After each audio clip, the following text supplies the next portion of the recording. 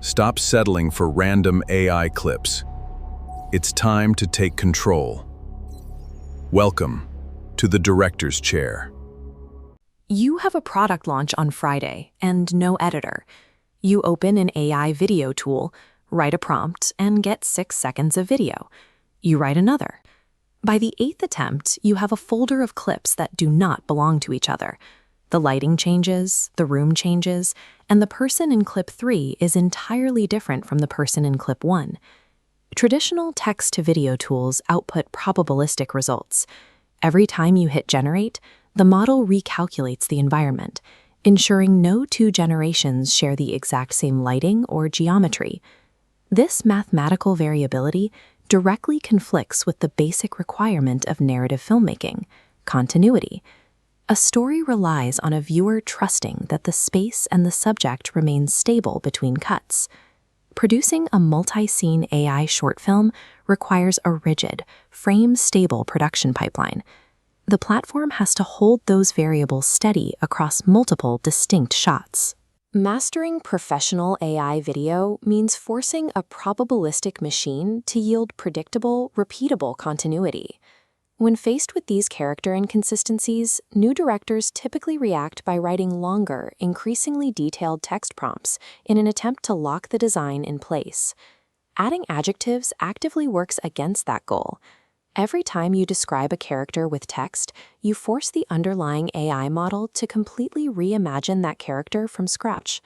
Because the model is building a new face based on a text probability, the character's facial structure, the character's jawline, and clothing drift further away from the original design with each successive prompt. The only real solution is deterministic referencing.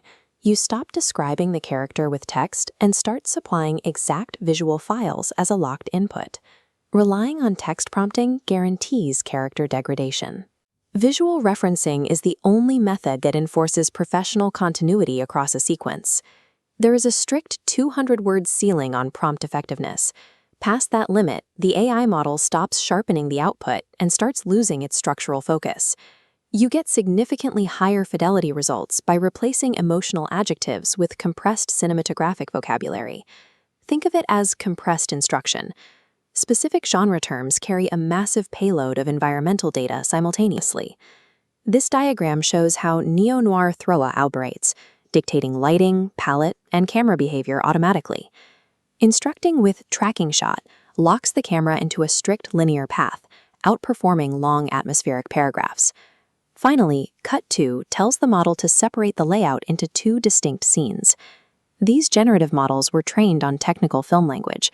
Utilizing that exact vocabulary bypasses generic, diffused outputs and yields precise control.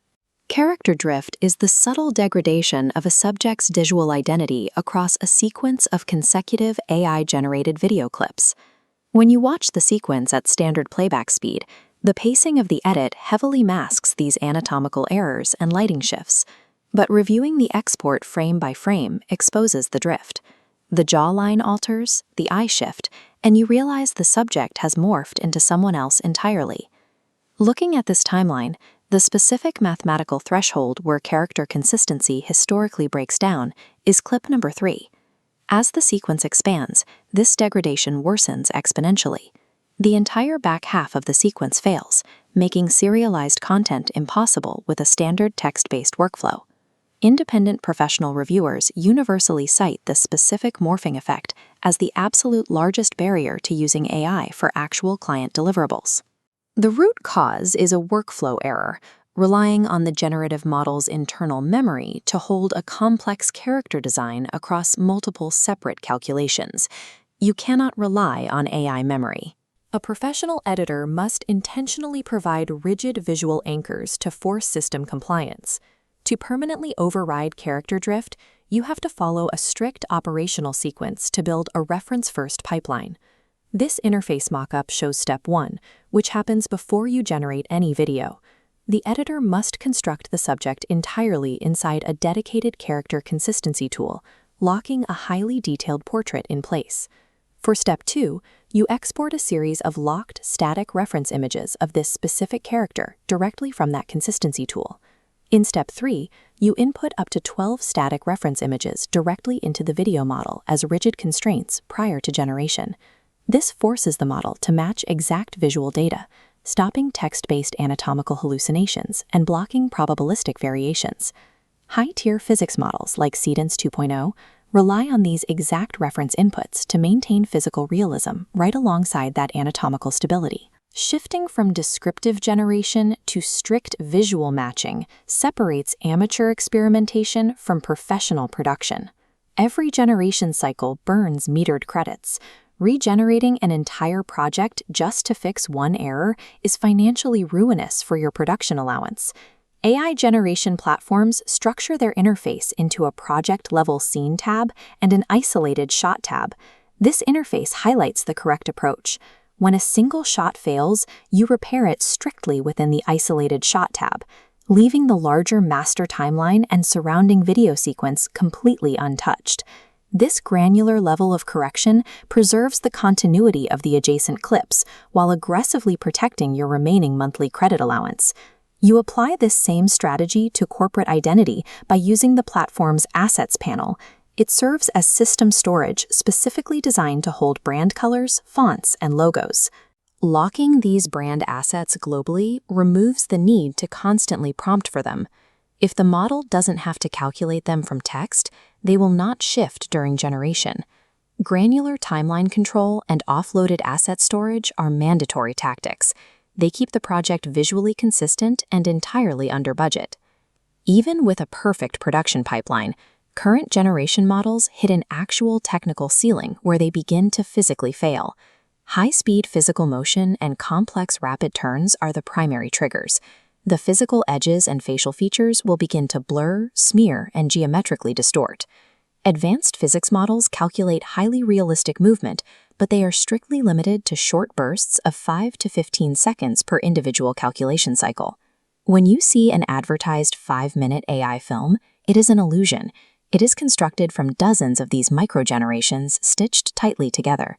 Understanding this strict burst limit ceiling dictates how you must pace, script, and plan your visual sequences. AI generation platforms produce the raw visual material, but they are not end-to-end production pipelines themselves. Every export requires a mandatory human review protocol. The editor must analyze the sequence frame by frame to catch hidden visual and anatomical errors. You are looking for critical failure points, lip sync accuracy, brand logo stability, and random audio artifacting that the platform missed. This traditional nonlinear timeline demonstrates the final step. Final scene assembly, precise timeline control, and pacing adjustments must absolutely be executed inside a dedicated NLE. Before that final client delivery, there is a strict necessity for manual rights checking on any visual reference material you fed into the pipeline. Professional AI video is achieved exclusively by combining the generative power of the machine with the absolute structural discipline of a human editor.